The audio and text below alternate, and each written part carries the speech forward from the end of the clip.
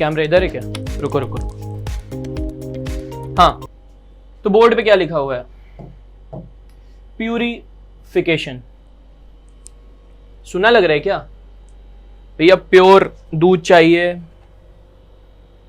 Mummy बोलती है घर में, है ना भैया पानी भिजवा रहे हो साफ नहीं आ रहा, प्योर पानी मांगता है अपने को। तो आखिर होता क्या है कोई चीज का प्योर होना, और कैसे उसको करते हैं पढ़ेंगे प्योरिफिकेशन में, कैसे चीजों को अपन प्योर करेंगे। और जनरली हम लोग यहां पर जो प्योरिफिकेशन पढ़ेंगे वो होगा ऑर्गेनिक कंपाउंड का। अपन यहां पर जो प्योरिफिकेशन पढ़ेंगे वो पढ़ेंगे केवल ऑर्गेनिक कंपाउंड्स के। ऐसा नहीं कि इनऑर्गेनिक के होते नहीं है, या इनऑर्गेनिक केमिस्ट्री में इसके अलावा और नहीं है। प्यूरिफिकेशन आपको दो जगह मिलेंगे। पहला तो मिलेगा क्लास 11th में ऑर्गेनिक कंपाउंड्स का, basic principles of organic chemistry में, रिएक्शन मैकेनिज्म चैप्टर जिसको आप कभी कभी बोल देते हो। और दूसरा प्योरिफिकेशन मिलेगा मेटलर्जी क्लास 12th में, जहां हम लोग एलिमेंट्स, मॉन्ड्स प्रोसेस निकल के लिए यूज करते हैं, वॉन एरकल प्रोसेस, तमाम तरीके के आपको प्रोसेसेस वहां देखने को मिलेंगे। जोन रिफाइनिंग, ओर को प्यूरिफाई किया जाता है, तो प्यूरिफ कंसेंट्रेशन ऑफ ओर, बेनिफैक्शन, कई शब्द उसके लिए भी इस्तेमाल होते हैं, वो अभी अपने को पढ़ना नहीं है। अभी क्या देखना है? Purification of organic compounds. और उससे भी पहले सीखना जरूरी है कि आखिर प्यूरिफिकेशन है क्या बवाल, और अगर है भी तो इसको करा क्यों जा रहा है, और करा भी जा रहा है तो कैसे पता चलेगा कि किस चीज के साथ कौन सा मेथड अपनाएं, ये अपन लोग अभी सीखेंगे। एनसीईआरटी का छोटा सा टॉपिक है, topic with in a topic, ठीक है। टॉपिक आपका बेसिक प्रिंसिपल्स है, उसके अंदर एक जरा सी यूनिट है जिसका नाम है प्यूरिफिकेशन, ठीक है। तो अपन पढ़ेंगे। सबसे पहली बात, प्यूरिफिकेशन होता क्या है भाई? गंदगी से किसी चीज को अगर तुमने दूर कर दिया, ऐसी चीजें जो सही नहीं थी या उसकी प्रॉपर्टीज पे असर डाल रही थी, उनसे जब आप उसको दूर करोगे तो उसको हम लोग कहते हैं प्यूरिफिकेशन। या कहना कि अगर हमने उस कंपाउंड को, भाई बहुत सारे कंपाउंड्स थे, मान लो सॉलिड स्टेट लगता है पढ़ाया जा रहा है, मान लो ये एक साथ थी, ठीक है, येलो बॉल्स और ब्लू बॉल। अब अगर इसमें भी तुम्हें ध्यान से दिखे तो ये येलो बॉल सेम है, ये दो ब्लू बॉल सेम है, पर ये ब्लू बॉल का कलर थोड़ा सा अलग है। अब मान लो तुम्हें इसको प्योरीफाई करना है तो क्या करोगे? बाकी और कुछ नहीं दिखना चाहिए, खाली इसको आइसोलेट कर लो, खींच के निकाला, ये वाली बॉल अलग, क्या हो गई? प्यूरीफाई। अबे बॉल को थोड़ी ना प्यूरीफाई करेंगे अपन, किसको करेंगे? Organic compounds. अब कल को कहोगे लड़का था बाहर लड़ाई झगड़े करके आता था, उसको पकड़ के पापा ने बंद कर दिया कमरे में, प्यूरीफाई हो गया क्या? Isolate, purify. तो ऐसा नहीं होता। अपन सीखेंगे क्या? Organic compound. क्या तो तुम्हारे साथ ये जाना चाहिए। तो सबसे पहले देखेंगे कि पता कैसे चलेगा कि कोई चीज प्योर है, उसको बोलेंगे अपन क्राइटेरिया फॉर प्योरिटी। कि आखिर पता कैसे चला कि कोई चीज प्योर है या वो प्योर नहीं है। तो अगर पुराने जमाने के लोगों की बात करें तो उनको ज्यादा केमिस्ट्री तो आती नहीं थी। वो क्या देख लेते थे? मेल्टिंग पॉइंट देख लिया, बॉइलिंग पॉइंट देख लिया। कोई फिजिक्स वाला बीच में आ गया, कह रहा है सर हम लोग को इज्जत नहीं मिल रही है, नीट वाले बच्चे वैसे ही नहीं पढ़ते, कठिन कठिन कह के छोड़ देते हैं, आप केमिस्ट्री में भी नहीं लोगे। तो रिफ्रैक्टिव इंडेक्स नाप दिया उसने, पढ़ा है ना स्नेल्स लॉ। अब रिफ्रैक्टिव इंडेक्स या डेफिनेशन तो नहीं बता सकते ना यार, यहाँ पे इतना तो पता होगा ही। नहीं आता है तो भाई वीडियो बंद कर दो, ठीक। तो मेल्टिंग पॉइंट देखते हैं, बॉइलिंग पॉइंट देखते हैं, रिफ्रैक्टिव इंडेक्स देखते हैं। कहता है कि अगर वो प्योर है तो उसका मेल्टिंग पॉइंट शार्प होना चाहिए। यानी तुमने किसी चीज, मान लो ये रिमोट था, तुमने इसको मेल्ट कराना चालू किया। अब कहते हैं कि इस रिमोट का मेल्टिंग पॉइंट मान लो 50 डिग्री सेल्सियस है, तो तुमने मेल्ट कराना हीट दिया, इसके नीचे बर्नर लगा दिया, इसको गैस पे रखा, तो 50 डिग्री सेल्सियस से पहले ये मेल्ट नहीं करेगा। यानी तुम धीरे धीरे बढ़ा रहे हो, 45 आया, तुम्हें लगा हाँ थोड़ा हो रहा है, लेकिन अभी हो नहीं रहा है, तुम्हें सिर्फ लग रहा है। 49 आया, हाँ बस होने वाला है ना, 50 डिग्री पे मेल्ट कर जाएगा। लेकिन अगर इस प्योर कंपाउंड में कोई भी इंप्योरिटी डाल दी जाए तो एक्चुअली एक रेंज में बॉईल होना स्टार्ट होगा। बेसिकली थोड़ा कम टेम्परेचर पे ही बॉईल हो जाता है, क्योंकि इंप्योरिटी ऐड करते ही आपका मेल्टिंग पॉइंट कैसा हो जाएगा? कम। क्यों कम हो जाता है? क्योंकि उसके बीच के फोर्स ऑफ अट्रैक्शंस कम हो जाते हैं। उतनी सिमेट्रिकल, देखो सब एक जैसे थे इसके अंदर, किसी भी प्योर कंपाउंड में क्या होता है? सारे एक जैसे कॉन्स्टिट्यूएंट पार्टिकल्स होते हैं। उसमें इंप्योरिटी आई तो बदलाव हुए, जिसकी वजह से वो सब उतनी कंपैटिबिलिटी के साथ पैक नहीं हो पाएंगे। भाई एक थाली के चट्टे बट्टे थे, बढ़िया एक थाली में घूम रहे थे, तुम अलग से कोई ले आए, तो क्या उतनी अच्छे से एसोसिएट हो पाएंगे एक दूसरे से? नहीं हो पाएंगे। तो इसी वजह से फोर्स ऑफ अट्रैक्शन कम हो जाएगा और आपका जो मेल्टिंग पॉइंट है वो शार्प नहीं बचेगा। ऐसे ही बॉइलिंग पॉइंट के साथ होता है sharp and leaves no residue on boiling, leaves no residue on boiling. कहने का मतलब यह है कि अगर वो प्योर कंपाउंड था और बॉइलिंग पॉइंट पे आपने उसे बॉइल किया तो उसमें पहली बात तो शार्प बॉइलिंग पॉइंट होना चाहिए, यानी अगर तुमने प्योर पानी लिया है और उसको 100 डिग्री सेल्सियस पे तुमने उड़ाया यानी वेपराइज कराया, तो तुम्हारे बर्तन में कुछ नहीं मिलना चाहिए। क्या जो पानी हम लोग उबालते हैं, आओ देखो, वो क्या प्योर होता है? घंटा नहीं होता। कैसे पता चला? ये लिया हमने घर का भगोना, इसमें भरा पानी और नीचे गैस पे रखा, थोड़ी देर में पानी उड़ना चालू, तुमने टाइम थोड़ा ज्यादा दिया तो पूरा पानी तुमने उड़ा डाला।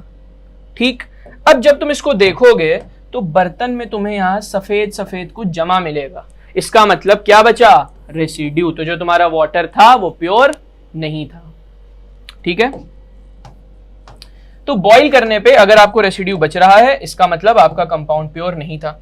ऐसे ही रिफ्रैक्टिव इंडेक्स कि मेरे भाई अगर वो प्योर है तो उसका रिफ्रैक्टिव इंडेक्स उसकी एक्चुअल वैल्यू के बराबर होगा जो होनी चाहिए। कोई भी डेविएशन अगर रिफ्रैक्टिव इंडेक्स में नजर आ रहा है इसका सीधा सा मतलब है कि वो प्योर नहीं है। तो ये हो गई पुराने जमाने की बातें। आजकल नए टेक्निक्स भी यूज करते हैं, क्रोमैटोग्राफी को इस्तेमाल किया जाता है, क्रोमैटोग्राफी को इस्तेमाल करते हैं। और इसी के साथ साथ एक बहुत ही मॉडर्न है स्पेक्ट्रोस्कोपी, अलग अलग टाइप की होती है, रोटेशनल स्पेक्ट्रोस्कोपी, एब्जॉर्प्शन स्पेक्ट्रोस्कोपी। तो अपने लेवल के बाहर है, अपने छोड़ो बेटा, मोदी जी के लेवल के भी बाहर है। ठीक है, तो क्रोमैटोग्राफी है, स्पेक्ट्रोस्कोपी, ये कैसी है? Modern techniques. ये कंप्यूटर जब डिजाइन किए गए उसके बाद आई हैं। तो कैसे पता चलेगा यार कि कोई चीज प्योरिटी? क्राइटेरिया क्या है? तुम बता कैसे रहे हो कि ये प्योर है या नहीं? तो कैसे देखोगे? उसके मेल्टिंग पॉइंट से, उसके बॉइलिंग पॉइंट से, उसके रिफ्रैक्टिव इंडेक्स से, जो शार्प होना चाहिए। बॉइलिंग पॉइंट है वो भी शार्प होना चाहिए, यानी उससे पहले वेपराइज ना हो। और नई टेक्निक्स कौन सी? क्रोमैटोग्राफी और स्पेक्ट्रोस्कोपी। पढ़नी नहीं है, खाली नाम आता है। आओ चलो देखो कुछ देखा जाए। तो ये थे हमारी एनसीईआरटी की किताब। नमस्ते करो। हाँ, बहुत बढ़िया। इससे बाहर वैसे भी वो नहीं देने वाले हैं अब इस चैप्टर में एटलीस्ट। कह रहा है once an organic compound is extracted it is essential to purify it. और प्यूरिफाई करने की कुछ कॉमन टेक्निक्स दी हुई हैं और कह रहा है कि जो प्यूरिफिकेशन मेथड यूज हम लोग करेंगे वो बेस्ड होगा on the nature of compound and the impurity present in it. यानी कि हम देखेंगे कि वो कंपाउंड का नेचर क्या है और उसमें जो इंप्यूरिटी प्रेजेंट है उसका नेचर क्या है। दोनों के नेचर में कुछ जो डिफरेंस मिलेगा उस आधार पे हम उसको बताएंगे कि कौन सी टेक्निक आप यूज करोगे उसको प्यूरिफाई करने के लिए। तो इंपॉर्टेंट पॉइंट्स यहां पर हम करते चलेंगे अपना। ठीक, तो कुछ कॉमन टेक्निक्स दी हुई हैं, या लिखने से बेटर है, टाइम बचेगा ना। देखो, sublimation, crystallization, distillation, differential extraction, इसको एक और नाम दिया जाता है solvent extraction, solvent extraction.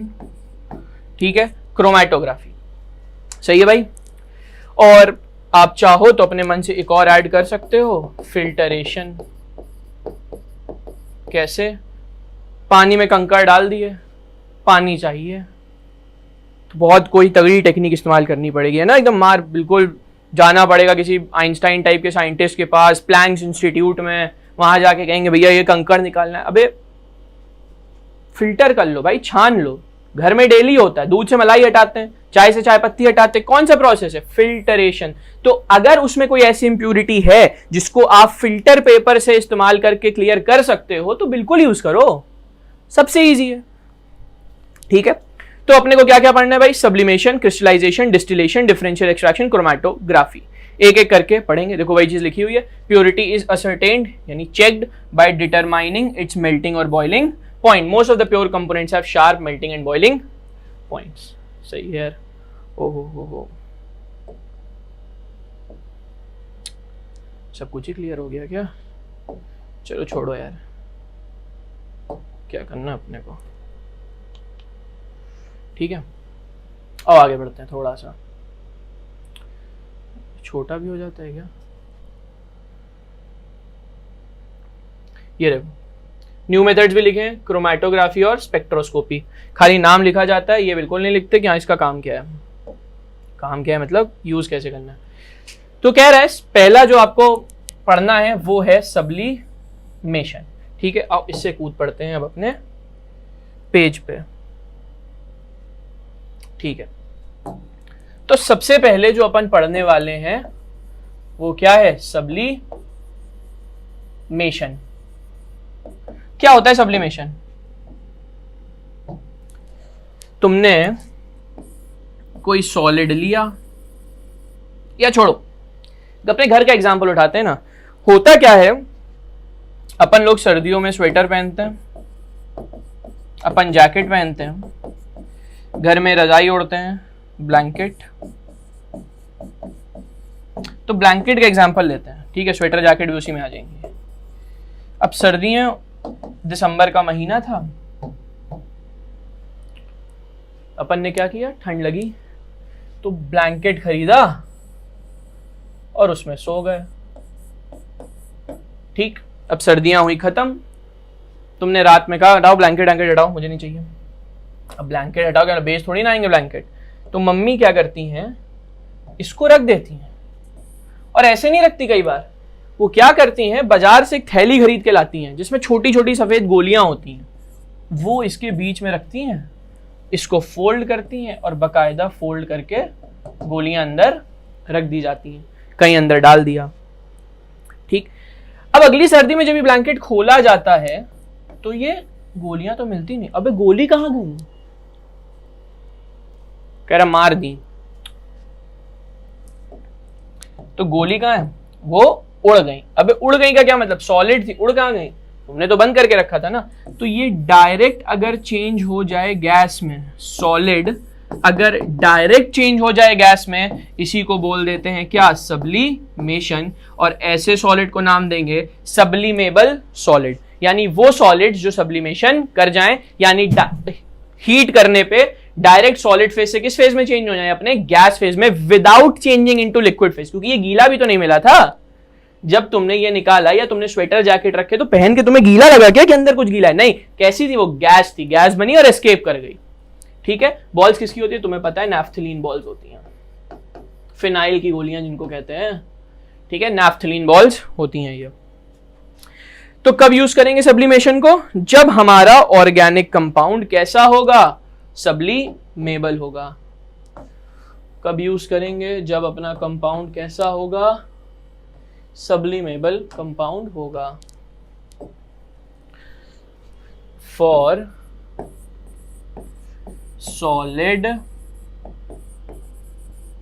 Sublimable compounds. अरे यार, कुछ तो अपन जानते हैं और बाकी देखते हैं कौन कौन सा होता है यार, बताओ। एक तो अभी अभी पढ़ा, नैफ्थलीन। और बताया जाए क्या? इसी का एक और भाई, एक बेंजीन रिंग और जोड़ो, एंथ्रासीन। सही है क्या? तो क्या हो गया? नैफ्थलीन हो गया, एंथ्रासीन हो गया। एक तुमने नाम सुन रखा है कैम्फर, अरे कपूर कहते हो जिसको। एक और बताएं क्या? हेक्साक्लोरोएथेन। हेक्साक्लोरोएथेन कहते हैं कैम्फर जैसा ही होता है। तो C2H6 ये क्या था? एथेन। तुमने 6 के 6 कार्बन हटाए और उसकी जगह 6 Cl लगा दिए, C2Cl6 हेक्साक्लोरोएथेन। और इसके साथ साथ तुम्हारा बेंजोइक एसिड। ठीक है मेरे भाई, तो ये हो गए कुछ आपके सब्लिमेबल कंपाउंड्स। इनको आप चेंज करोगे प्योरिटी से। अब लोग कहते हैं कि मान लो कंपाउंड सब्लिमेबल नहीं है पर इंप्योरिटी सब्लिमेबल है, तो क्या इसको करोगे? तो हमारी अकल कहेगी कि मान लो कंपाउंड था, इसमें इंप्योरिटीज थी, हीट किया, कल को मान लो इंप्योरिटी सब्लिमेबल थी, उड़ गई, तो कंपाउंड ही तो बचा। प्यूरिफाई तो ये भी हो रहा है ना, प्यूरिफाई तो लग रहा है कि हो गया, पर एक्चुअली में नहीं हुआ। क्योंकि यार तुम देख के ये नहीं बता सकते ना इसमें इंप्योरिटी है कि नहीं है, या एक ही इंप्योरिटी है। हो सकता है 3-4 तरीके की अलग अलग इंप्योरिटीज हो, इसमें एक कोई सब्लिमेबल तुम्हें मिल गई, बाकी 2 नहीं है। तो इस वजह से हम लोग इसको ट्रू नहीं मानते।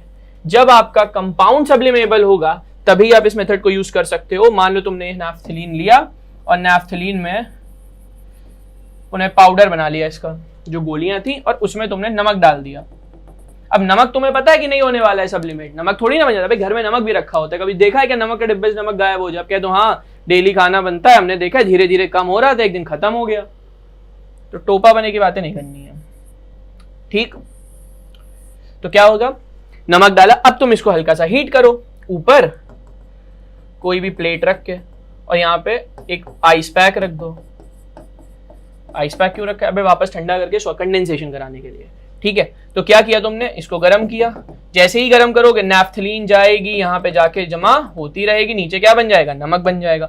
तो केवल जब नैफ्थलीन तुम्हारे पास मिल रही है तब तो तुमने उसे प्यूरिफाई किया है, लेकिन अगर उल्टा काम किया तो इस बात की कोई गारंटी नहीं। हाँ, हो सकता है लिमिटिंग केस में कि एक ही इंप्यूरिटी उसमें प्रेजेंट हो और वो इकलौती इंप्यूरिटी भी सब्लिमेबल हो, तब तुम ये कर सकते हो, लेकिन ऐसा ट्रू हमेशा नहीं होगा। तो ये है कुछ सब्लिमेबल कंपाउंड्स। एनसीईआरटी इनके ज्यादा एग्जांपल्स नहीं लिखती है, पर हम लोग ये 8th क्लास से पढ़ते आते हैं, तो नीट के एग्जामिनर को पूरा हक है इनमें से कोई भी पूछने का। नोटेड डाउन, आप एनसीईआरटी में ही चाहे तो साइड में लिख लो, नोट्स बनाने की कोई जरूरत नहीं है। बहुत छोटा सा टॉपिक है, 2 पन्ने एनसीईआरटी पढ़ाती है, उतने में ही हम निपटा देंगे, ठीक है। तो इसको उठा के लिख लो। आओ पढ़ते हैं एनसीईआरटी क्या कह रही है, ठीक है। देखो भाई, हाँ मैम बताइए आप क्या कह रही हैं। You have learned earlier that on heating सब solid substances change। हाँ ये अपने को पता है, ज्यादा ज्ञान देने की जरूरत नहीं है, विदाउट, हाँ पता है, ठीक है। तो कह रहा है purification technique based on the known as sublimation and used to separate sublimable compounds from non sublimable impurities. समझ आया ना, कंपाउंड सब्लिमेबल होना चाहिए, इंप्यूरिटी सब्लिमेबल होगी तो काम नहीं चलेगा। क्यों नहीं चलेगा, अभी समझाया।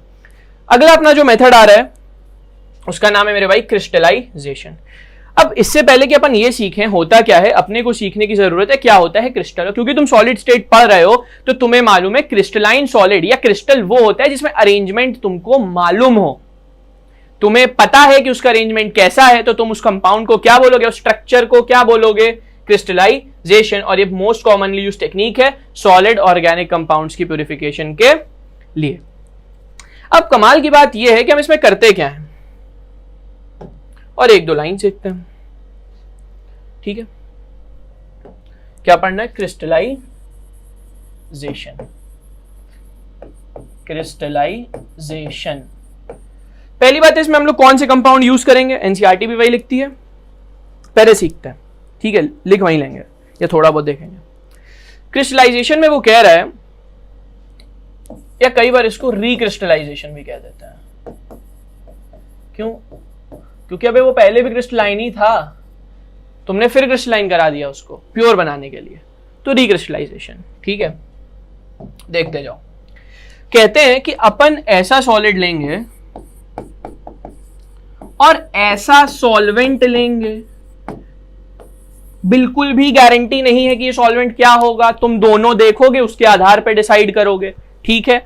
एक सूटेबल सॉल्वेंट लेंगे, ये सूटेबल सॉल्वेंट होना चाहिए, अपने काम आ जाए बस।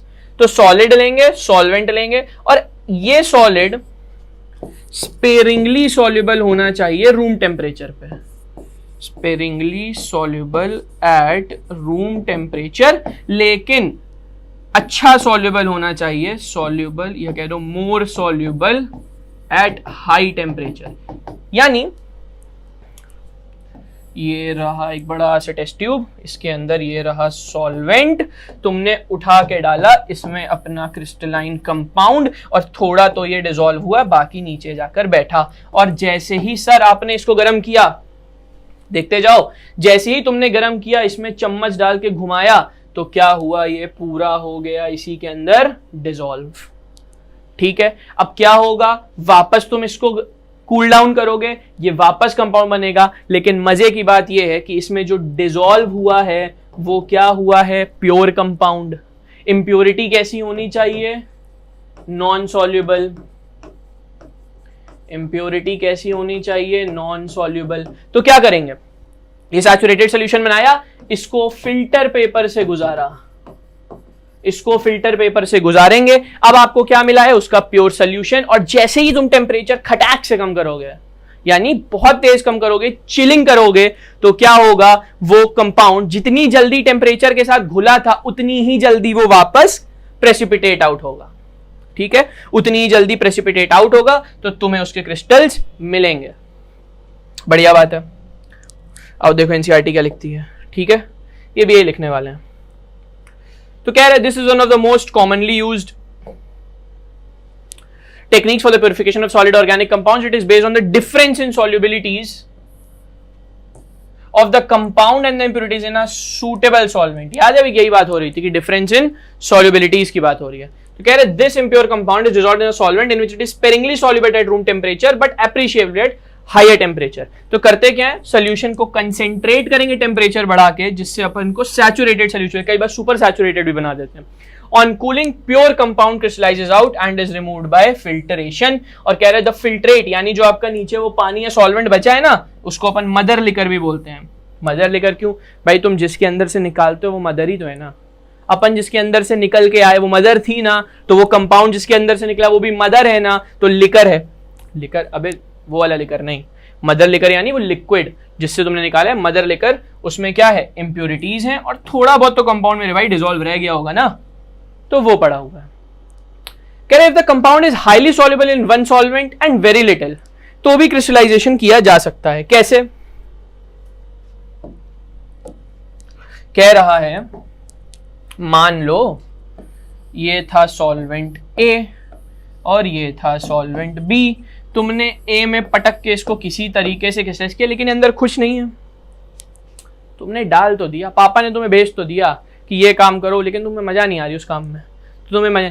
अब अचानक से तुम स्कूल, पापा ने कहा बेटा स्कूल जाना है, पढ़ाई करनी है, तुम स्कूल जा रहे थे, नहीं जाओगे तो मारे जाओगे इसलिए जा रहे हो, जा रहे थे, लेकिन रास्ते में दोस्त मिला, बोला क्रिकेट खेलोगे क्या, तो तुम्हें तुम्हारे मन की चीज मिली। तो इसमें ये उतना खुश नहीं था, लेकिन जैसे ही इसके दोस्त ने बोला क्रिकेट खेलोगे क्या, इसने बोला यस।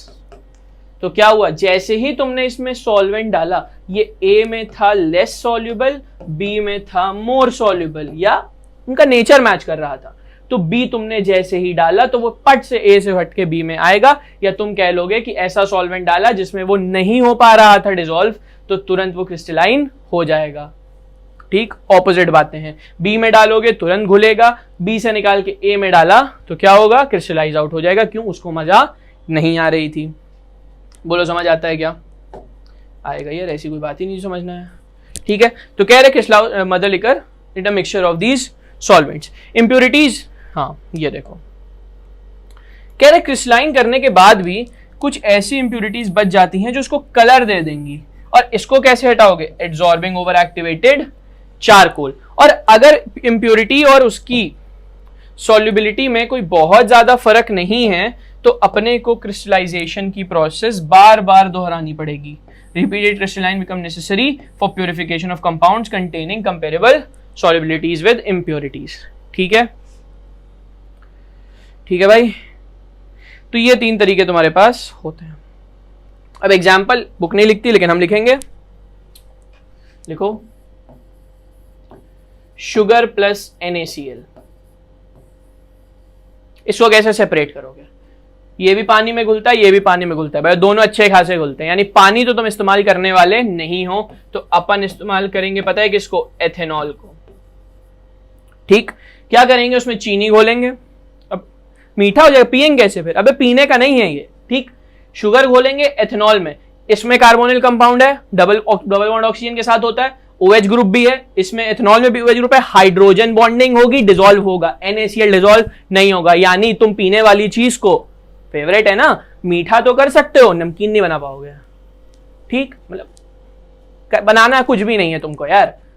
ठीक, तो शुगर NaCl को किससे करेंगे, एथेनॉल से। लेकिन अगर वहीं उसकी जगह आपके पास सर आपको दिया गया बेंजोइक एसिड एंड नैफ्थलीन, यार देखो पूरी स्पेलिंग लिखने से बढ़िया मुझे छोटी लगती है, लेकिन तुम्हारे लिए इतनी जहमत मैं उठाऊंगा। बेंजोइक एसिड एंड नेफ्थलीन, इसके लिए यूज करते हैं हॉट वाटर को।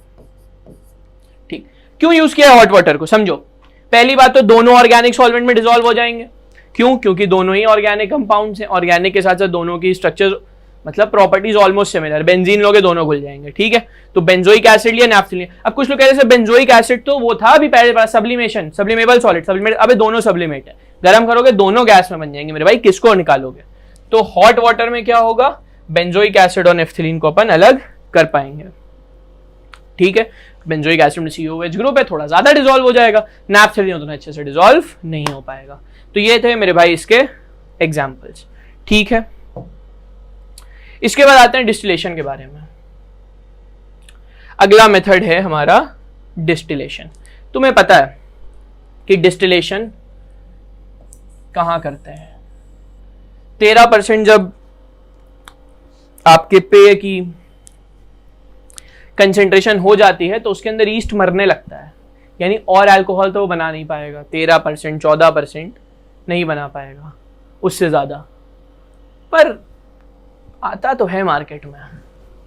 तो कैसे बनाते हैं डिस्टिलेशन? अबे मैं उसमें नहीं पढ़ा है, बायो की किताब में ले गए तुम्हारी, ठीक है। डिस्टिलेशन से बनाया था, क्वेश्चन भी है बायो में कि how higher percentage alcohols are formed if yeast dies 13%, ठीक है। तो डिस्टिलेशन इस्तेमाल करेंगे। बज रहा है क्या कुछ? चलो देखो, तो कह रहा है ये कब आप यूज करोगे? देखो डिस्टिलेशन कुछ नहीं है, एक वर्ड में बोलूं, एक लाइन में, तो मैं बस इतना कहूंगा कि distillation is nothing, it is vaporization plus condensation. ये क्या बोलते रहे हो यार? वेपराइज कराओ, उसी को कंडेंस करा, तो हो गया डिस्टिलेशन है। वेपराइज कराओ फिर कंडेंस कराओ, हो गया डिस्टिलेशन। अबे पागल हो क्या, कराई क्यों? इसलिए करा रहे हैं क्योंकि वेपराइजेशन जब तुम दो चीजों का कराओगे तो उसमें से कोई एक ही बढ़िया तरीके से होगी, और वो एक जब वेपराइज होगी और तुम उसे कंडेंस कराओगे तो तुम्हें एक मिलेगा, आइसोलेट हो गया मेरे भाई, प्योर हो गया, ठीक है। और देखो, तो कह रहे हैं it is used to separate volatile liquids from non volatile impurities, और ऐसे लिक्विड जिनमें सफिशिएंट डिफरेंस उनके बॉइलिंग पॉइंट में, लिखता नहीं है पर अपन कहते हैं जनरली 30 डिग्री सेल्सियस या 30 केल्विन से ज्यादा होना चाहिए, ठीक, डिफरेंस। कई किताबों में 40 मिलेगा, कोई 50 बताएगा, 30 से ज्यादा हो सकता है, ठीक है। एग्जाम्पल वैसे इसमें कुछ दिए हुए हैं, तो ये वही कह रहा है कि liquids having boiling points vaporize at different temperatures, vapors are cooled and the liquids formed are corrected separately। वही दिया है, कंडेंसेशन पहले कराया वेपराइजेशन, फिर कराया कंडेंसेशन, फिर फिगर दिया होगा ना आगे, तो उसमें बढ़िया समझ आएगा। अभी देखो एग्जाम्पल्स भी तभी देखेंगे, पहले अपन फिगर पे आते हैं। बहुत बढ़िया, ये अपना फिगर रहा। तो सबसे पहले पढ़ना है सिंपल डिस्टिलेशन। अगर डिस्टिलेशन लिखा है तो सिर्फ सिंपल ही होगा, ठीक है ना, नाम कोई नहीं बवाल है। तो सिंपल डिस्टिलेशन सही है। देखो क्या करेंगे, ये आरबी कोई भयानक चीज नहीं है, राउंड बॉटम फ्लास्क, इसका बॉटम जो है वो राउंड है, ठीक है ना। लोग एनसीईआरटी डर जाते हैं, आरबी फ्लास्क क्या बवाल है, ठीक है, कभी लैब नहीं गए, पता कैसे चलेगा। तो इसके अंदर सर आपके कंपाउंड्स थे, जिसमें आपका कंपाउंड ए था और बी था। मान लो बी इंप्योरिटी थी, ए आपका कंपाउंड था, या दो चीजों को अलग करना था, तो कैसे करोगे? अब मान लो ए का बॉइलिंग पॉइंट कम है, ए का बॉइलिंग पॉइंट कम है, तो ये जल्दी बॉइल होगा। जब ये जल्दी बॉइल होगा तो वेपर्स ऑफ ए ऊपर जाएंगे, यहां पे आपका बी और थोड़ा ए भी बची जाएगा। ये हाई बॉइलिंग है, तो यहां लिख दो बॉइलिंग पॉइंट ए का कम है, बी का ज्यादा है, तो टेम्परेचर जैसे ही बढ़ाया तुम ए के बॉइलिंग पॉइंट तक ले गए। मान लो एक वाटर था, एक कुछ और था जिसका बॉइलिंग पॉइंट ज्यादा था, तुमने 100 डिग्री सेल्सियस पे इसको हीट किया, पानी ऊपर चला गया वेपर के फॉर्म में, वहां पे तुमने क्या किया, कंडेंसर लगा दिया। कंडेंसर को भयानक चीज नहीं, ठंडा कर लो बस कुछ भी करके, तो हो गया कंडेंसर। तो ये ऐसे ऐसे वाटर वेपर्स जा रहे थे, तो तुमने ठंडा कर दिया, वो तुम्हारा लिक्विड तुमको यहाँ पर मिल जाएगा, और यहाँ पे दूसरा लिक्विड बच गया। तो दो अलग अलग चीजों को आप इसमें वो कर सकते थे, ठीक है, इससे ज्यादा बढ़िया समझ आता है। तो ये होती है अपनी डिस्टिलेशन की प्रोसेस। अब एग्जाम्पल देखो, पहले एग्जाम्पल दिया है क्लोरोफॉर्म एंड एनिलीन, और लिख लो CHCl3 क्लोरोफॉर्म प्लस एनिलीन, ठीक है। और भी कुछ होते हैं यार, ठीक है, क्लोरोफॉर्म एनिलीन तो एक है, दूसरा ईथर और टोलुइन को कर सकते हो आप, ठीक है। इसके साथ साथ क्या करोगे, हेक्सेन और टोलुइन को भी कर सकते हो, हेक्सेन और टोलुइन को भी आप ऐसे अलग कर पाओगे, इसके साथ साथ बेंजीन और एनिलीन को भी आप अलग कर सकते हो। ठीक है, अब इसी फ्लोफॉर्म में कुछ लोग कहते हैं एनिलीन से क्लोरोफॉर्म भी अलग और एनिलीन से बेंजीन भी अलग हो, तो बेंजीन से क्लोरोफॉर्म अलग हो जाएगा। ये नहीं होगा। बेंजीन और क्लोरोफॉर्म का टेम्परेचर डिफरेंस बॉइलिंग पॉइंट का 30 केल्विन से ज्यादा नहीं होता। लगभग 30 होता है, बार बार अगर कराओगे बिल्कुल होगा, पर इतनी इजीली नहीं हो पाएगा, तो सजेस्टेड नहीं होता। ठीक है, तो ये हैं इसके कुछ एग्जांपल्स। एक्स्ट्रा यहां पे तो दिए ही हैं, और भी कुछ लिख लो यार। ठीक है, हटाया जाए। चलो आओ आगे। इधर कुछ और भी है क्या? साली यही है। हाँ, ये देखो। यस, तो क्या कह रहे हैं? कह रहे taken a round bottom flask and heated carefully on boiling. Carefully कहां चाचना, तोड़ लेना अपने ऊपर। On boiling vapours of lower boiling component are formed first. अरे यार, जिसका बॉइलिंग पॉइंट कम है वो पहले वेपर बनाएगा ना भाई, सिंपल सी बात है। इनको कंडेंस किया, कलेक्ट किया रिसीवर में, हायर बॉइलिंग पॉइंट बाद में बने, और liquid can be collected separately. तुम चाहे तो मत ही बनाओ ना, मतलब बनाते इसलिए क्योंकि पहले वो अलग कर लिया, उसके बाद उसमें जो थोड़ा बहुत बचेगा वो भी निकाल लेंगे। अब इसके बाद आते हैं हम लोग अपने फ्रैक्शनल डिस्टिलेशन पे। ये क्या बवाल है मेरे भाई? फ्रैक्शनल डिस्टिलेशन तब यूज करेंगे जब बॉइलिंग पॉइंट्स के बीच का डिफरेंस बहुत ज्यादा ना हो, यानी अभी हमने 30 पढ़ा था तो 30 से भी कम हो, यानी लेस देन 30 डिग्री सेल्सियस। कहते हैं 10-15 डिग्री के आसपास होता है तो बढ़िया फ्रैक्शनल डिस्टिलेशन यूज करते हैं। कह रहे the difference in boiling points is not much, simple distillation cannot be used, vapors are formed within the same temperature range and are condensed simultaneously, so technique of fractional distillation is used in such cases. In this technique, vapors of liquid mixture are passed through a fractionating column before condensation. The fractionating column is fitted over the mouth of a round. कोई मतलब नहीं। ठीक है, तो अपन क्या use, खास बात क्या है, इसमें कॉलम यूज किया जाता है जिसको अपन कहते हैं फ्रैक्शनेटिंग कॉलम। आओ देखो, ये था, और थोड़ा बड़ा कर दे, नीचे ले आए, सही है। अब तुम्हारे में जो दो लिक्विड्स थे, मान लो सर एक ए था और एक बी था। ए 100 डिग्री सेल्सियस पे बॉईल होता है, ये 115 डिग्री सेल्सियस पे बॉईल होता है, या 110 मान लो। क्या हुआ मेरे भाई, तुमने गरम किया तो दोनों वेपर्स बने। मानता हूं बिल्कुल कि ए के थोड़े ज्यादा बनेंगे, बी के कम बनेंगे, पर थोड़ा भी बी अगर आ गया तो तुम्हारा काम तो नहीं हो पाया ना, प्यूरिफिकेशन कहां हो पाया। तो ए धीरे धीरे, बी को यार किसी और कलर से लेना चाहिए, ठीक है, बी को अपन ब्लैक लेते हैं। ठीक है, तो थोड़ा बहुत बी जाएगा, लेकिन ए बहुत ज्यादा जाएगा यहां पे। ठीक है, थोड़ा बी होगा लेकिन बहुत ज्यादा ए जाएगा। तो कहते क्या है कि जो ए है, यानी जिसका बॉइलिंग पॉइंट कम है, जब वो ऊपर जाएगा उसके साथ साथ थोड़ा बी भी बनेगा, पर दोनों की एनर्जी में अच्छा खासा डिफरेंस होगा। क्यों? आओ देखो, स्पेसिफिक हीट जानते हो, फिजिक्स में एक चीज पढ़ते हैं अपन, कैलोरीमेट्री। वहां पे होता है क्यू, या एनर्जी जो होती है वो ms डेल्टा टी के बराबर होती है। अब ms हटाओ और डेल्टा टी पर आओ। जब दोनों को बॉयल किया, ये 100 पे, ये 15 पे, तो दोनों एक तरीके से गैसियस स्टेट में चेंज हो गए। अब उसमें तुमने एनर्जी और ज्यादा कितनी दी, जितना डेल्टा टी था। अब मान लो तुम 125 डिग्री तक तुमने इसको हीट किया, दोनों के वेपर्स बने, तो डेल्टा टी 100 से 25 बढ़ा है, जबकि ये केवल 10 बढ़ा, तो ए के पास एनर्जी ज्यादा होगी। या तुम बिल्कुल इस बात को कह सकते हो कि क्योंकि ए का बॉइलिंग पॉइंट कम था, तो जब टेम्परेचर बढ़ाओगे तो उसके पास एनर्जी ज्यादा हो जाएगी, तो ज्यादा एनर्जी वाला तो इसको क्रॉस कर जाएगा लड़ते हुए, ज्यादा एनर्जी वाला इसको बड़ी आसानी से क्रॉस कर जाएगा। लेकिन एनर्जी कम थी, और यहां पे तुमने बहुत पहले ये रास्ता ऐसा हुआ करता था सिंपल डिस्टिलेशन में, ये पार कर दिया। इस बार ऐसा नहीं है मेरे भाई, इस बार ये हर्डल रेस है, बीच में आपको टकराना पड़ेगा।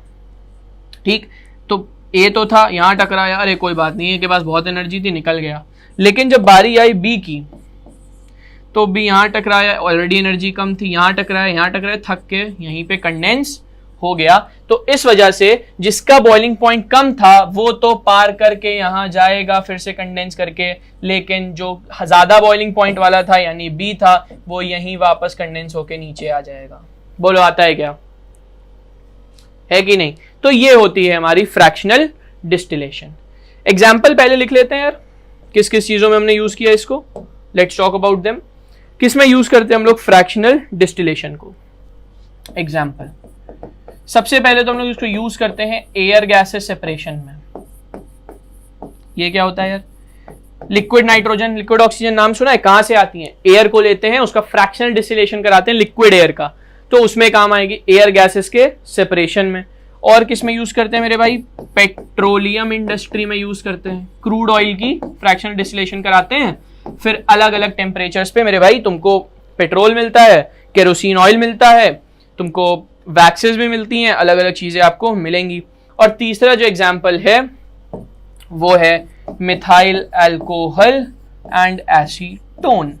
पहली बात तो तुमने मिलाया ही क्यों भाई? मिलाते नहीं है। जब मेथिलॉल बनाना होता है तो अपन वुड का या लकड़ी का डिस्ट्रक्टिव डिस्टिलेशन कराते हैं, वो अपने कोर्स में नहीं है, ठीक? 8th क्लास के बच्चों को पढ़ाया जाता है डिस्ट्रक्टिव डिस्टिलेशन, पर अपने काम का बिल्कुल नहीं है, कोर्स में उनके भी नहीं होता, ठीक?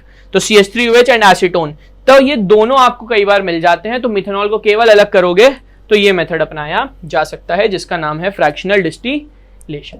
बढ़िया लगा? अब देखो भाई एनसीईआरटी क्या कहना चाहती है तुमसे। फ्रैक्शनेटिंग कॉलम तक की बात हो गई थी, नीचे आए कह रहे vapours of the liquid with high boiling point condense before the vapours of the liquid with lower boiling point. यानी जिसका बॉइलिंग पॉइंट कम है वो उतनी जल्दी कंडेंस नहीं होगा, पर जिसका बॉइलिंग पॉइंट ज्यादा था वो जल्दी कंडेंस होगा।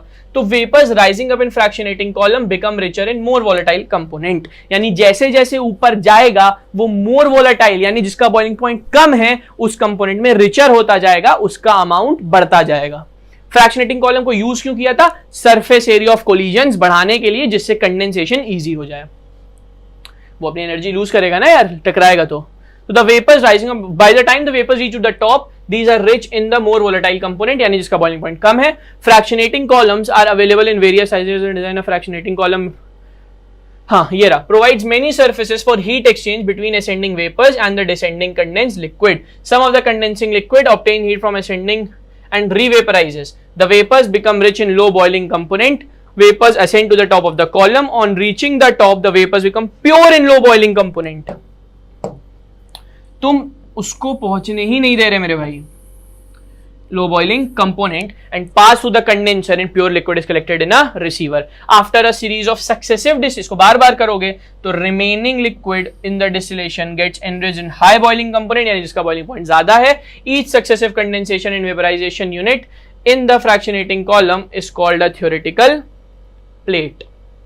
यानी जो अपन कह रहे हैं कि बार बार वो कंडेंस होगा फिर वेपराइज होगा, तो जो एक यूनिट है उसको नाम दिया है थ्योरेटिकल प्लेट, और हंड्रेड्स ऑफ प्लेट के साथ ऐसे अवेलेबल होते हैं।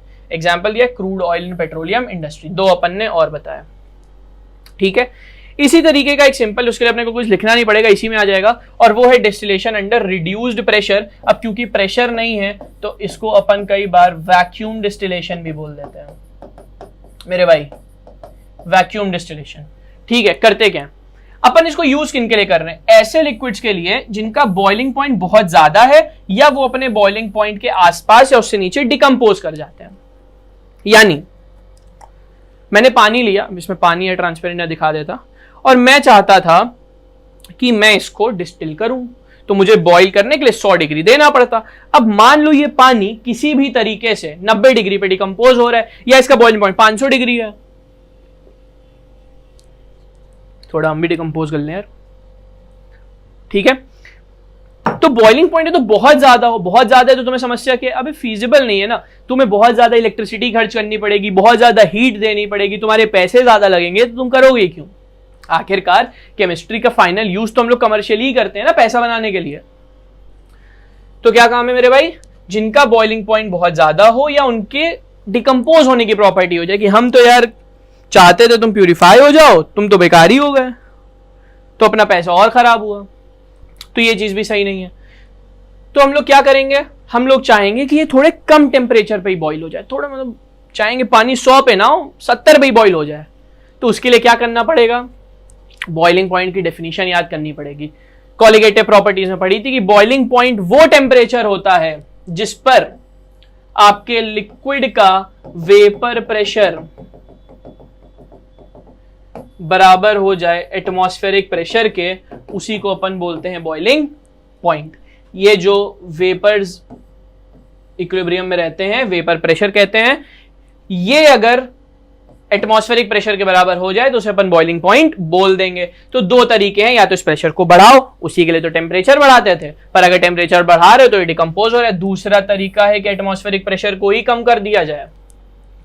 तो अगर तुमने एटमॉस्फेरिक प्रेशर वैक्यूम ला दिया, प्रेशर कुकर लगा दो, कम टेम्परेचर लगता है, ठीक है, तो क्या हो जाएगा, ये वाला प्रेशर उसके बराबर होगा कम टेम्परेचर पे ही, और आपको बॉइलिंग देखने को मिलेगी, वेपराइजेशन देखने को मिलेगा। क्या कह रहे हैं, such liquids are made to boil at a temperature lower than their normal boiling point by reducing the pressure on their surface। यही वो भी कह रहा है, a liquid boils at a temperature at which its vapor pressure is equal to external pressure। This pressure is reduced with the help of a water pump or vacuum pump। ठीक है, और example दिया है glycerol इन spent लाए, glycerol from spent लाए। अब लोगों को ये नहीं पता स्पेंट लाए क्या, अबे कुछ नहीं है, लाए इसका कोई खास मतलब नहीं है, इसका मतलब होता है अल्कलाई, ठीक है। और स्पेंट यानी खर्च की हुई, तुम स्पेंड करते हो ना, daddy I spend just 5,000 rupees this month, oh my god so much English, ठीक है, तो तुम 5,000 रुपए खर्च करो, अरे यार कहाँ 5,000 रुपए आ गए, तो पैसा चढ़ जाता है लोगों के दिमाग में, बड़ी हालत खराब है। तो स्पेंटलाय को सोप इंडस्ट्री यानी खर्च की हुई, लाइक खर्च किया हुआ एल्कली, अबे एल्कली यूज करते हैं ना सोप इंडस्ट्री में, तो जो खर्च किया है उसमें क्या होता है, ग्लिसरॉल प्लस एल्कली होती है, तो उसी को अपन नाम देते हैं स्पेंटलाय, और उससे ग्लिसरॉल को एक्सट्रैक्ट किया जाता है बाय यूजिंग दिस मेथड। ठीक है मेरे भाई, यानी ग्लिसरॉल को जब भी आपको निकालना होएगा किसी ऐसी चीज से, तो आप क्या करोगे, डिस्टिलेशन अंडर रिड्यूस प्रेशर कराओगे या वैक्यूम डिस्टिलेशन कहोगे। अब अगले टाइप का डिस्टिलेशन है स्टीम डिस्टिलेशन। क्यों इस्तेमाल किया गया, भाई देखो, पहली बात तो स्टीम डालने से क्या होगा, आपका स्टीम भी कुछ वेपर प्रेशर में कंट्रीब्यूशन देगी, तो तुम्हारा लिक्विड कम टेम्परेचर पे बॉईल हो जाएगा, ये बात बिल्कुल सही है, वही ये कहना चाह रहा है, ठीक। दूसरी चीज, आप ऐसी चीजों को लोगे जो स्टीम वोलेटाइल हो, यानी पानी में तो वो नहीं घुल रही हैं पर स्टीम में घुल जाए, तो क्या होगा कि जब वो स्टीम में घुलेंगे तो दोनों के वेपर्स आपस में मिक्स हो जाएंगे, फिर तुम उसको हीट करा लोगे और उसको बाहर निकाल सकते हो, सही है। और देखो ये क्या कहता है, अब बड़ा आसान है, this technique is applied to separate substances which are steam volatile and are immiscible with water. या दोनों H2, पता नहीं क्या तकलीफ है, कह रहा पानी में नहीं घुलेंगे भाप में घुलेंगे, है माने मेरा नहीं घूम रहा। कह रहे हैं steam distillation, steam through a heated flask containing liquid to be distilled, mixture of steam and volatile is condensed and collected, compound is later separated from water using a separating funnel. In steam distillation, liquid boils when sum of vapor pressure due to organic liquid and due to water vapor become equal to atmospheric pressure। अब क्योंकि मेरे भाई P1 कम होगा P से, क्यों कम होगा, क्योंकि उसमें स्टीम भी कुछ तो मदद कर रही है ना, यानी तुमको 100 में से 80 नंबर लाने थे, तो एक तरीका कि हम अपनी मेहनत से 80 ले आए, दूसरा तरीका अपने दोस्त से कहें भाई एक काम करो, आधा तुम पढ़ो आधा हम पढ़ते हैं, 40 काम पढ़ेंगे 40 का तुम पढ़ो, बराबर बराबर लाएंगे 80 आएंगे, ठीक है, चीटिंग करके। अच्छा तरीका नहीं होता ये, सही है। तो उसमें उसका भी कंट्रीब्यूशन है ना, तो तुम्हारा कंट्रीब्यूशन कम था, तो ऐसे ही P1 का कंट्रीब्यूशन पूरा नहीं है, थोड़ा कम है, तो उसका जो बॉइलिंग वेपर प्रेशर है वो थोड़ा कम है एटमॉस्फेरिक से, तो बॉइलिंग पॉइंट से लोअर टेम्परेचर पे वो बॉइल करेगा, ठीक है। तो कह रहे हैं if one of the substances is water and other than the mixture will close to but below 373 kelvin, यानी उससे कम टेम्परेचर पे ही बॉइल होगा। एग्जाम्पल दिया हुआ है aniline is separated from aniline water mixture, ठीक है मेरे भाई। वैसे इसमें कुछ खास समझने तो था नहीं, और भी बड़े सारे एग्जाम्पल होते हैं यार, और लिख ही देता हूँ इसके एग्जाम्पल। एनिलीन हो गया, ठीक है, तुम्हारे नाइट्रोफिनॉल्स हो गए, ठीक है, ऑर्थोनाइट्रोफिनॉल और पैरानाइट्रोफिनॉल को भी आप ऐसे अलग कर सकते हो, और चाहे तो किसी दूसरे से भी ऐसे अलग कर सकते हो, ठीक है। और किसको अलग कर सकते हो, ब्रोमोबेंजीन ले लो, ब्रोमोबेंजीन ले लो, ऐसे ही अलग होगी। और भी कुछ इस्तेमाल करना चाहोगे क्या, और क्या यूज करोगे?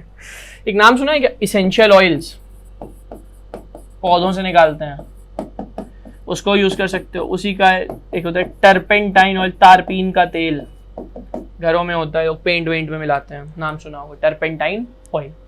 तो इन सबको आप स्टीम डिस्टिलेशन के थ्रू अलग अलग कर सकते हो। इसके बाद आता है डिफरेंशियल एक्सट्रैक्शन। डिफरेंशियल एक्सट्रैक्शन ये क्या दिया है? अच्छा ये स्टीम डिस्टिलेशन नहीं, ये वैक्यूम डिस्टिलेशन दिया है, ये आपका स्टीम डिस्टिलेशन दिया है, अपन ने समझ लिया है, कोई दिक्कत उसमें खास है नहीं। अब अपन आते हैं डिफरेंशियल एक्सट्रैक्शन पे, ठीक है। इसको भी प्यारा सा नाम दिया गया है, कभी कभी इसको इसकी जगह बोलते हैं सॉल्वेंट एक्सट्रैक्शन, यानी सॉल्वेंट की मदद से इसको एक्सट्रैक्ट किया जाएगा। करते कैसे हैं? आओ देखो, इसका भी फिगर दिया, हाँ ये रहा। अपन क्या करते हैं, वही वाली बात है जो अभी थोड़ी देर पहले सीखी थी, कि हम लोगों ने ऑर्गेनिक कंपाउंड को एक्वस लेयर में यानी पानी में ले रखा था। ये पानी है, इसमें ही आपका ऑर्गेनिक कंपाउंड डिसॉल्व था। लेकिन पानी में क्या ऑर्गेनिक कंपाउंड को मजा आएगी? नहीं आएगी। ऑर्गेनिक कंपाउंड कब आएगी? जब ऑर्गेनिक सॉल्वेंट लाओगे, भैया बेंजीन लाओ, CCl4 लाओ, क्लोरोफॉर्म लाओ, एथेनॉल लाओ, तो हम बढ़िया उसमें फैल के घुलेंगे, ठीक है। अभी इसमें मजा नहीं आ पा रही उसको उतनी। वही चीज थी कि पापा ने स्कूल भेजा तो है पढ़ने के लिए, मन ही नहीं लग रहा, जूतों के डर से जा रहे हैं, नहीं मतलब जूते खराब ना हो जाएं इस डर से जा रहे हैं, ठीक। लेकिन अब तुमने क्या किया, सॉल्वेंट यानी एक ऑर्गेनिक सॉल्वेंट की लेयर पटक के उसमें डाल दी, मान लो बेंजीन डाला। अब उसको अपना दोस्त दिखा तो तुरंत वो यहां से भगेगा इधर बहुत तेजी में, तो वही कहेंगे ऑर्गेनिक कंपाउंड अब कहां आ गया, सॉल्वेंट की लेयर में आ गया। और क्या करोगे, ये स्टॉप कॉक लगी है, इसको ऐसे ऐसे धीरे धीरे घुमाओगे। जब इसको घुमाओगे तो ये पानी धीरे धीरे यहां से नीचे जाएगा, लेयर देखते रहोगे देखते रहोगे देखते रहोगे, जैसे ही ये वाली लेयर नीचे जाएगी इसको बंद कर दोगे और आपके पास सर क्या मिला, फाइनली ऑर्गेनिक कंपाउंड में डिसॉल्व प्योर लिक्विड। ठीक है भाई, देखो एनसीईआरटी क्या लिखना चाहती है, थोड़ा ऊपर लिखती थोड़ा नीचे लिखती, बड़ी समस्या है इसके साथ भी। When an organic compound is present in an aqueous medium, it is separated by shaking it with an organic solvent in which it is more soluble than in water। थोड़ा हिलाना पड़ेगा ना यार, जिससे जल्दी हो जाए, वरना धीरे धीरे होगा। Organic solvent and aqueous solution should be immiscible with each other, होते ही हैं, so that they form two distinct layers which can be separated by separatory funnel। इसी का नाम होता है separatory funnel।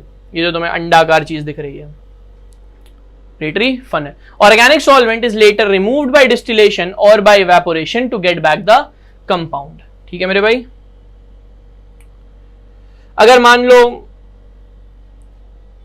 तुम्हारे कंपाउंड में सॉल्युबिलिटी उतनी बढ़िया नहीं है तो बहुत ज्यादा सॉल्वेंट लगेगा, या कई बार आप क्या करते हो, कॉन्टिन्यूअस एक्सट्रैक्शन को भी इस्तेमाल कर सकते हो। ठीक है, एग्जाम्पल लिखेंगे इसका, तो benzoic acid from water, benzoic acid from water कैसे होगा, इस तरीके से अलग होगा। ठीक, कर दो। अब इसके बाद आती है अपनी अगली तरीके, और वो है मेरे भाई क्रोमैटोग्राफी, और ये आजकल बड़ी फेमस चल रही है। एक ग्रीक वर्ड था क्रोमा, क्रोमा का मतलब कलर, बायो में भी पढ़ा है, क्लोरोप्लास्ट, ल्यूकोप्लास्ट, क्रोमोप्लास्ट, क्लोरोप्लास्ट होते थे हरे क्योंकि उनमें क्लोरोफिल होता था, ल्यूकोप्लास्ट होते थे कलरलेस क्योंकि उनमें चीजें स्टोर करी जाती थी, अमायोप्लास्ट, इलायोप्लास्ट, ल्यूकोप्लास्ट, एक सेकंड, ल्यूकोप्लास्ट में मतलब इलायोप्लास्ट, अमाइलोप्लास्ट अलग अलग टाइप के होते थे। ठीक है, फैट स्टोर करते थे, प्रोटीन स्टोर करते थे, एल्यूरोप्लास्ट, अमाइलोप्लास्ट आपका स्टार्च स्टोर करते थे। ठीक, तो कलर होते थे क्रोमोप्लास्ट में, तो वही क्रोमा वहीं से उठाया गया है और वहीं से यूज किया गया है क्रोमैटोग्राफी को, यानी इसमें आप कलर को देखोगे। और इसको मेथड यूज किया गया था separation of coloured substances found in plants. जो अपन अलग अलग क्लोरोफिल आज देख पाते हैं ना, वो पता कैसे चली थी, पहले तो स्पेक्ट्रम बनाया गया था, उससे मालूम चला बहुत सारे मॉलिक्यूल्स हैं, पर उनको क्रोमैटोग्राफी से तुम चाहो तो आज अलग कर सकते हो। ठीक है, तो कह रहे हैं कि in this technique a mixture of supplied on stationary phase, ये यार समझ नहीं आता क्या होता है स्टेशनरी फेज और लिक्विड फेज। उसके लिए अपने को सीखनी पड़ेगी इसकी मैकेनिज्म कि एक्चुअली में क्रोमैटोग्राफी होता क्या है। ठीक है, देखो क्रोमैटोग्राफी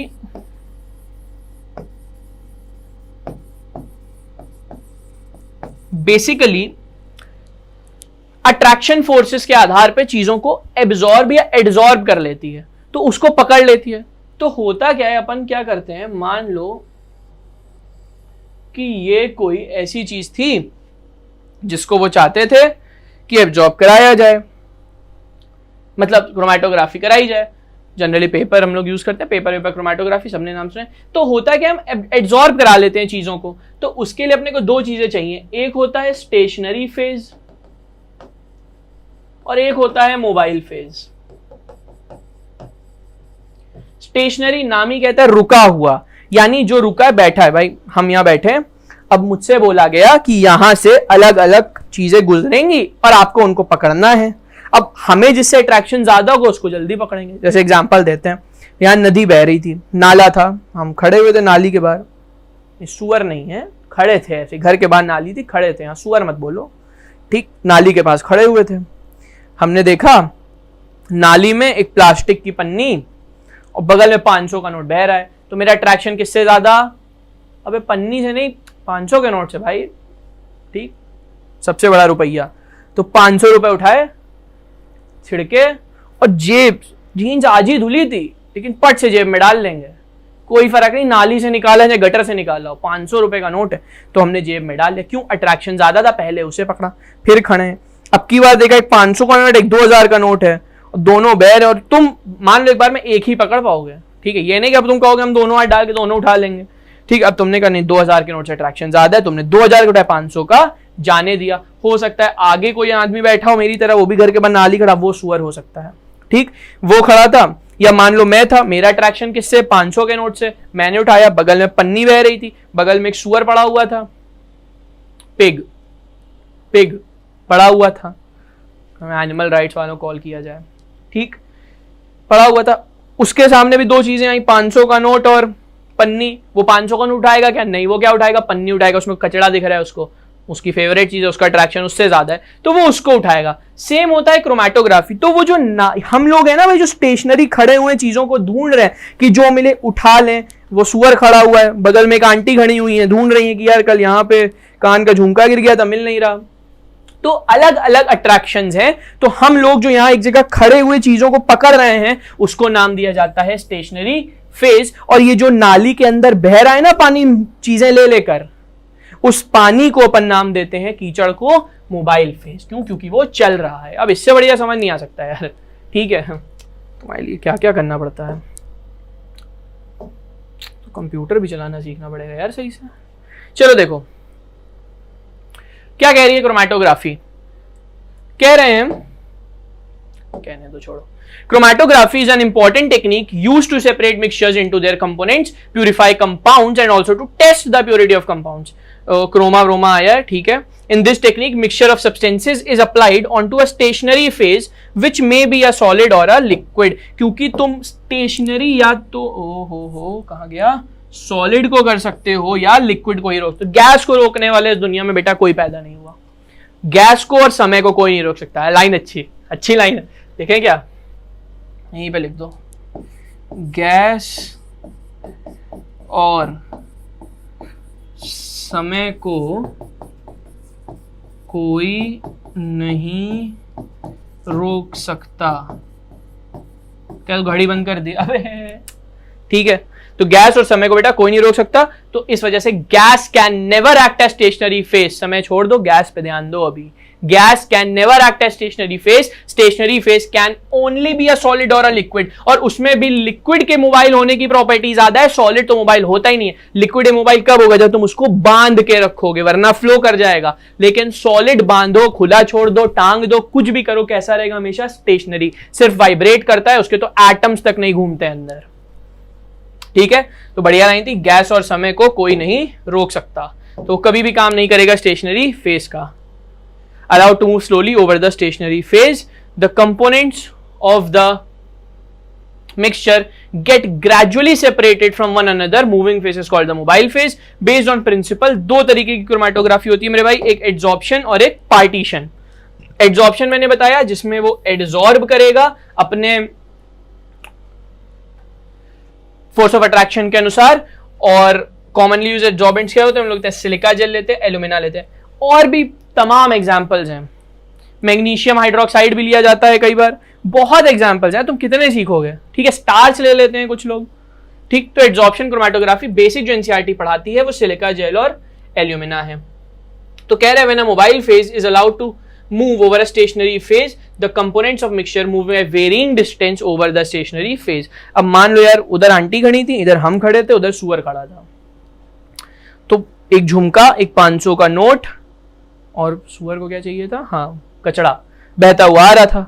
तो आंटी ने तुरंत झुमका उठाया, वो बाद में पता चला कि नकली था, तो नुकसान हुआ उनको। खैर, हमने चट से 500 का नोट उठाया और उस सुअर ने पॉलिथीन उठाई, तो वो झुमका वहीं रुक गया, 500 का नोट यहां तक आया, लेकिन कचड़ा आगे तक गया। तो अलग अलग पॉइंट्स तक वो जाएंगे बेस्ड कि वो कितना एब्जॉर्ब किया जा सकता है या फोर्स ऑफ अट्रैक्शन किसका कितना ज्यादा है। तो दो तरीके के होते हैं एब्जॉर्प्शन में भी, एक होता है कॉलम क्रोमेटोग्राफी, एक थिन लेयर क्रोमेटोग्राफी, और दूसरी होती है पार्टीशन क्रोमेटोग्राफी। इसमें और एब्जॉर्प्शन क्रोमेटोग्राफी में बस इतना फर्क होता है कि जो आपकी पार्टीशन क्रोमेटोग्राफी है इसमें बार बार इंटरेक्शन होगा, यानी इसमें हमारा इंटरेक्शन एक ही बार था, हम यहाँ खड़े हुए थे उठा रहे थे, उसमें हम चल चल के उठाएंगे। हाँ तुम आओ, तुम भी थोड़ा इधर आओ, तुम भी थोड़ा इधर आओ, उसको क्या बोलेंगे अपन, पार्टीशन क्रोमेटोग्राफी। ठीक है मेरे भाई। तो सबसे पहले हम लोग आते हैं कॉलम क्रोमेटोग्राफी पे। देखो इसी से सब सीख लेना। आपने सॉल्वेंट डाला और इसमें डाला आपने mixture of compounds A B और सी, या स्टार्टिंग देखो सबसे पहले तुमने क्या लिया, ये जो भी चीज है, जो भी कहते हैं इसको, ये लिया, इसमें आपने एड्सॉर्बेंट या स्टेशनरी फेज लिया, क्या है, सॉलिड सिलिका या एल्यूमिना आपने इसमें भर दी। अब ये हो गया आपका, सिलिका कैसी है, पोलर होती है यार, सिलिका कैसी है, पोलर है, तो पोलर चीजों से इसका अट्रैक्शन ज्यादा होगा, लाइक डिसॉल्व्स लाइक, जैसा है वैसे को पसंद करेगा, पोलर से इसका अट्रैक्शन ज्यादा है। अभी तुमने मिक्सचर यहाँ पे रख दिया, अभी ये नीचे नहीं जा रहा, अरे यार सॉलिड है, सॉलिड पे तुमने कोई कंपाउंड डाल दी तो अपने आप अंदर जाएंगे, नहीं, वो जाने के लिए, अब नाली में पानी नहीं था, कोने में कोई डाल गया सारा सामान, हम तक पहुंचा ही नहीं, तो इस तक पहुंचना भी तो चाहिए, तो पहुंचेगा कैसे, ये आपने डाला सर सॉल्वेंट, और यही तो बनाएगा मोबाइल फेज, ये मिलके बनाएंगे मोबाइल फेज, क्योंकि इसमें इसके डिजॉल्व के साथ लेके जाएगा। ठीक, तो ये पानी धीरे धीरे इसमें गया, धीरे, अबे ये सॉलिड भरा हुआ है, ठीक है, अचानक से नहीं घुस जाएगा, बिल्कुल खाली नहीं है सॉलिड। तो ये जैसे जैसे जाएगा, सबसे पहले इसने ए को एब्जॉर्ब किया, फिर बी को किया, फिर सी को किया।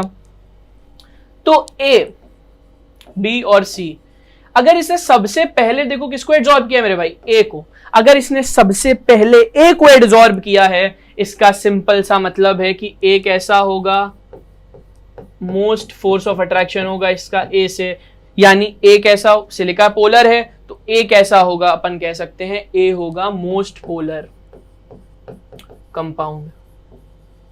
बी को थोड़ा कम पोलर है, सी इतना नीचे हुआ है, सी को बोल दो तुम नॉन पोलर या वेरी लेस पोलर कंपाउंड होगा।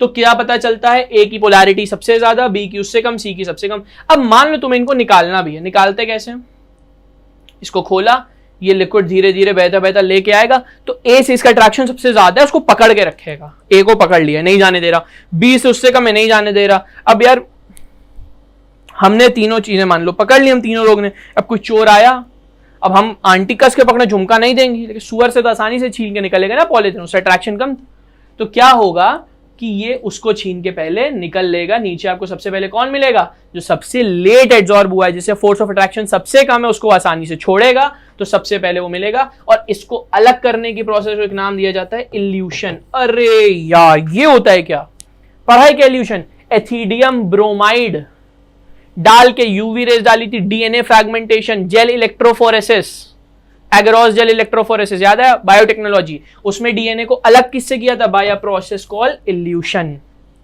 क्या होता है, उसने पकड़ रखा है, आपने पानी डाला, वो उसको लेके अलग हो गया, this process is called as elution. और पानी को बोलते हैं, या जिस भी लिक्विड को आपने लिया उसको बोलते हैं, सॉल्वेंट को, इलुएंट।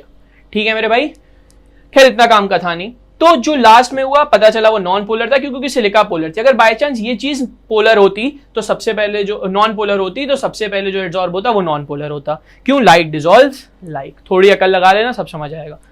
ठीक, वैसे इतना टिपिकल वो क्वेश्चन बनाएंगे नहीं, एग्जाम्पल भी पूछते हैं। ठीक है, अभी question which of the following, बताओ पेपर क्रोमेटोग्राफी किसमें आती है, कोई सवाल है ये, देखो क्या कह रहे हैं। कॉलम क्रोमेटोग्राफी में separation of mixture over a column of adsorbent packed in a glass tube, column is fitted, the mixture adsorbed on adsorbent is placed on top of glass tube. An appropriate eluent, which is a liquid or mixture of liquids, allowed to flow down slowly depending upon degree to which are adsorbed. Complete separation takes place. Most readily adsorbed substances are retained near the top and other come down to various distances in the column. कह रहा है most readily adsorb, यानी जिससे उसको सबसे ज्यादा प्यार होगा उसको ऊपर ही पकड़ लेगा, बाकियों को बाद में नीचे आने देगा। ठीक है, सही है ये। आओ आगे। इसके बाद आती है थिन लेयर क्रोमैटोग्राफी। ये भी वही चीज है, थोड़ा सा डिफरेंस किया गया। पता है क्या, इसमें बस थिन लेयर लगाई गई है एड्सॉर्बेंट की एक ग्लास के प्लेट पर लगभग 0.2 mm थिक, ठीक है, और उसको फैला दिया है। और अब की बार हम लोग ऊपर से डाल रहे थे, इस बार नीचे से डाल रहे हैं। सॉरी, हाँ देखो, इस बार हम लोगों ने क्या किया, ये इस पे अपन ने पूरे में चिपका रखी है और अपन लोग ने क्या लगा, सॉल्वेंट में उसको नीचे डुबाया, सॉल्वेंट भी नीचे डुबाया। अब एक चीज पढ़ी है फिजिक्स में, कैपिलैरिटी। ये पतला लिया ही इसलिए गया है, कैपिलरी एक्शन की वजह से ये लिक्विड ऊपर उठेगा, ऊपर उठेगा सर, ये लिक्विड ऊपर उठेगा। इसमें देखो उठा है क्या, हाँ, तो ये वाला लिक्विड मेरे भाई ऊपर उठेगा। और जैसे ये मोबाइल फेज है, ये स्टेशनरी फेज, अभी भी स्टेशनरी फेज क्या है, सॉलिड, मोबाइल फेज क्या है, लिक्विड। ठीक, तो ये ऊपर उठ रहा है। अब जैसे जैसे ऊपर उठा, वहां पे इसने मान लो इस पॉइंट पे आपका एडसॉर्ब कर लिया जो भी कंपोनेंट चाहिए था, और सॉल्वेंट आपका ऊपर तक, थोड़ा ज्यादा ऊपर तक गया, उसमें कोई टेंशन वाली बात नहीं है। ठीक, तो ड्यू टू कैपिलैरिटी एक्शन ये ऊपर उठेगा और अलग अलग कंपोनेंट्स अलग अलग पॉइंट पे एडसॉर्ब किए जाएंगे। एकदम बढ़िया बात है। तो यहां पे एक चीज डिफाइन करी गई अलग अलग चीजों का, और यहां पे सरकार की मदद से लाइट को हटा दिया गया है, होते ही कंटिन्यू करेंगे। हाँ भाई, सरकारी व्यवस्था में दिक्कत की वजह से अपनी वीडियो को बीच में रोकना पड़ा था, आइए उसको कंटिन्यू करते हैं। So we were talking about thin layer chromatography. हम लोग बात कर रहे थे कि थिन लेयर क्रोमैटोग्राफी में क्या करते हैं, ग्लास की प्लेट लेते हैं, जैसे ये स्केल है सर, ऐसी ग्लास की प्लेट लेते हैं, उसमें बहुत पतली सी लेयर, कहते हैं 0.2 mm लिखा हुआ है इसमें, ये देखो अबाउट 0.2 mm थिक, एड्सॉर्बेंट लगा देते हैं। एड्सॉर्बेंट कौन है सर, सिलिका जेल लगाएंगे या एल्यूमिना लगाएंगे। एल्यूमिना पता है ना क्या होती है, Al2O3।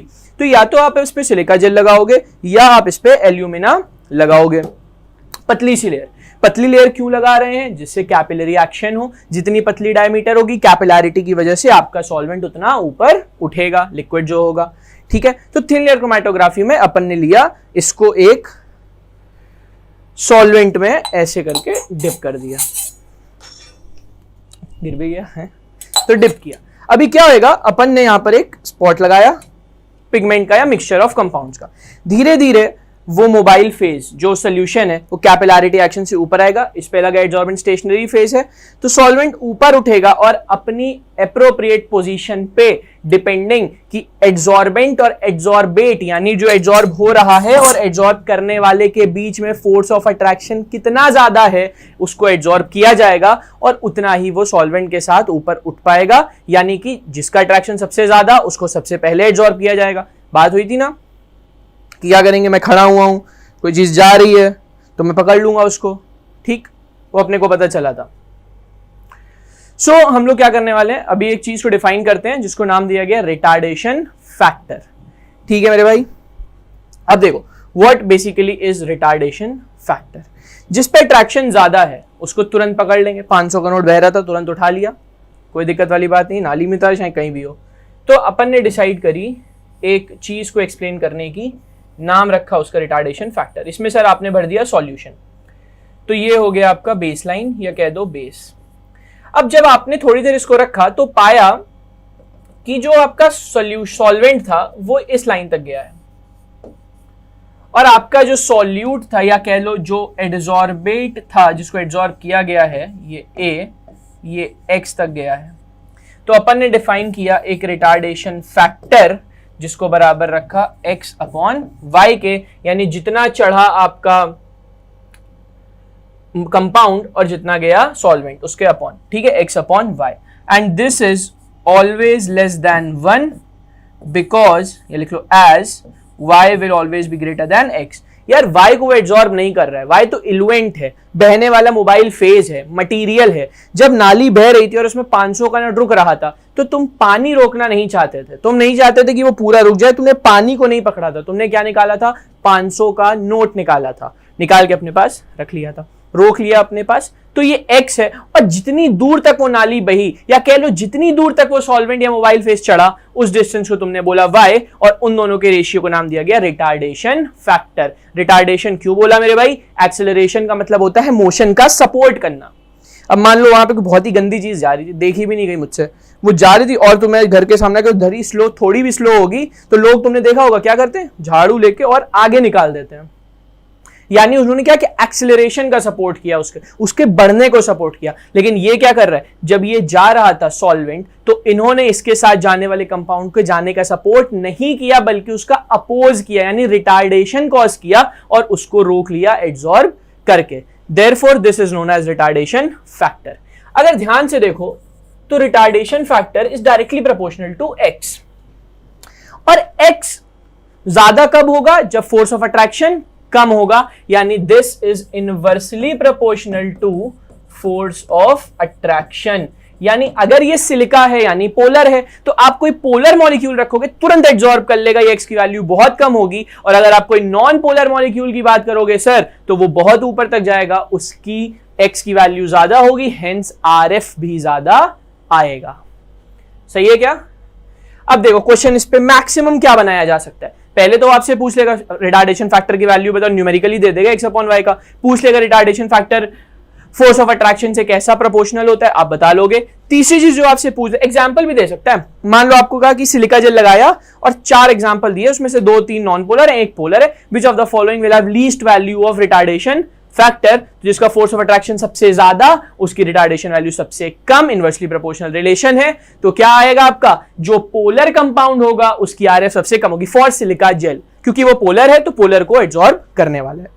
मान लो कोई एग्जांपल दिया उसने, ऐसा भी पूछ सकता है, RF फॉर 3 मॉलिक्यूल्स दे दिए, A है, B है, C है।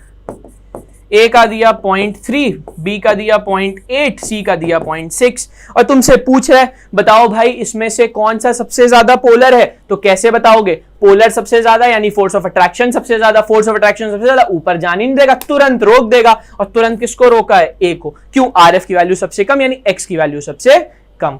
ठीक है, और बोले बताओ कौन सा नॉन पोलर, तो B पक्का नॉन पोलर होगा, ऊपर जाने दिया है।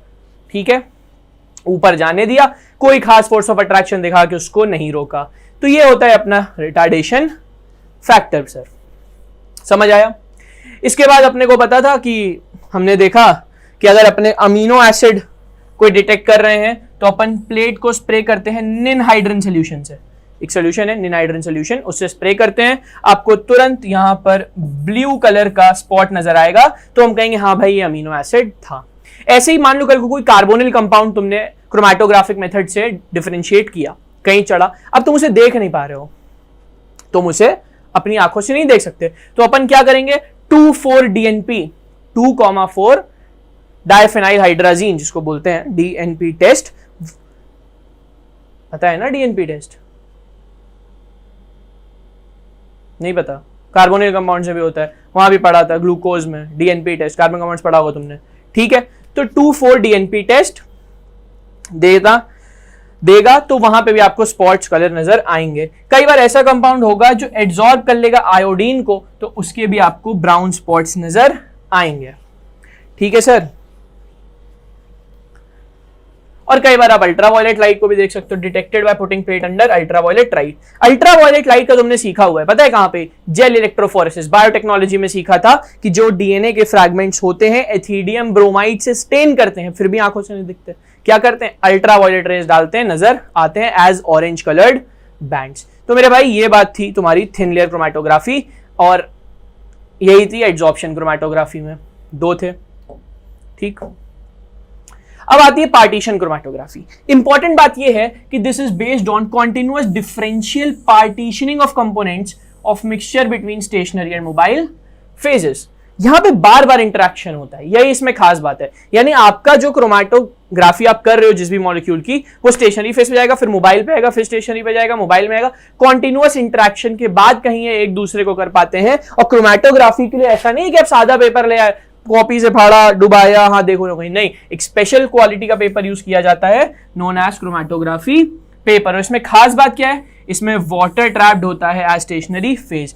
थोड़ी देर पहले ही सीखा था, गैस और समय को कोई नहीं रोक सकता, यानी वो स्टेशनरी वेव का काम बिल्कुल भी नहीं करेंगे। और इससे पहले सिलिकॉन और एल्यूमिना पढ़े थे जो सॉलिड स्टेशनरी फेज थे।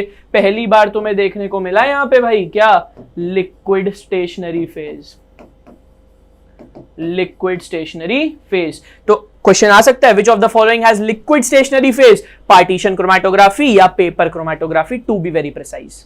मतलब कोई भी पूछ सकता है, पार्टीशन भी है, paper chromatography is a type of partition chromatography. Question in NEET 2020 का। और कल को तुमसे पूछ सकता है, which of the following has liquid as, तो अगर पेपर क्रोमैटोग्राफी दिया है तो आप वो लगाएंगे, बाय चांस नहीं दिया है तो पार्टीशन क्रोमैटोग्राफी लगाने में कोई बुराई नहीं है। ठीक है, बिल्कुल थिन लेयर क्रोमैटोग्राफी जैसा करते हैं कि chromatography paper spotted with the solution of mixture is suspended in a suitable solvent. This solvent acts as the mobile phase, rises up due to capillary action according to differing partition two phases. The paper strips so developed is known as chromatogram. The spots of separated colors are visible at different heights. तो ये दिया हुआ है, ये देखो भाई, paper roll करके लगाया है, ये पेपर ऐसे करके लगाया, इसका भी एक RF होगा। ठीक है, आप निकाल लोगे, RF की वैल्यू पता है ना, जितना ऊपर जाएगा आपका एब्जॉर्ब किया हुआ कंपाउंड अपॉन जितना ऊपर जाएगा सॉल्वेंट, ये दिया हुआ है RF एनसीईआरटी में, कोई चीज बाहर की नहीं है भाई। ठीक है, so this was all about the purification of organic compounds. केवल एनसीईआरटी में जो है वही मोस्ट इंपॉर्टेंट है, उसके बाहर से कुछ भी नहीं आता। फिर भी I have put down some of the examples जो बेसिक जनरल नॉलेज से आप यूज कर सकते थे। कुछ ऐसी चीजें जिनके बॉइलिंग पॉइंट्स अपने कोर्स में दिए हुए हैं तो उसमें पूछ सकते हैं, वैसे वो नहीं पूछेगा, बट स्टिल आप उनको याद कर ली max to max. Examples NCERT के याद करना इज अ मस्ट, क्योंकि इसी बार क्वेश्चन आया है और कभी भी आ सकता है। ठीक है, क्रोमैटोग्राफी सीखी, डिफरेंशियल एक्सट्रैक्शन सीखा। कॉलम क्रोमैटोग्राफी में ऊपर से जाता था। इल्यूशन क्या होता है, सबसे पहले इल्यूट कौन होगा, यार मैं एड्जॉर्बेट हूं, मुझे चीजें एड्जॉर्ब करनी है, मैं चीजों को कब छोड़ूंगा, जब मेरा अट्रैक्शन उन पे कम होगा। तो जिस पे अट्रैक्शन सबसे कम मैं कहूंगा ले जाओ, और जिस पे अट्रैक्शन सबसे ज्यादा मैं नहीं दूंगा। ठीक है, तो यहां पे हो जाती है हमारी बात खत्म, और ये टॉपिक भी। तो पढ़ते रहिए, मिलेंगे फिर किसी टॉपिक के साथ, तब तक के लिए keep studying and thank you.